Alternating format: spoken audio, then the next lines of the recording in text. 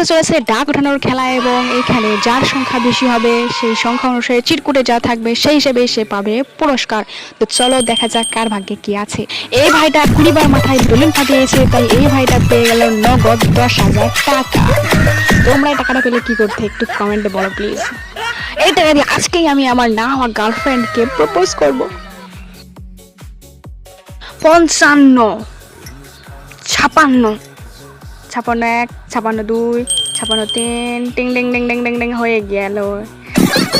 ও বান্ধবী বান্ধবী রে, আর তোর ক্রাশের দিকে তাকাবো না রে বান্ধবী, একটু তো দয়া কর, আর মারিস নে।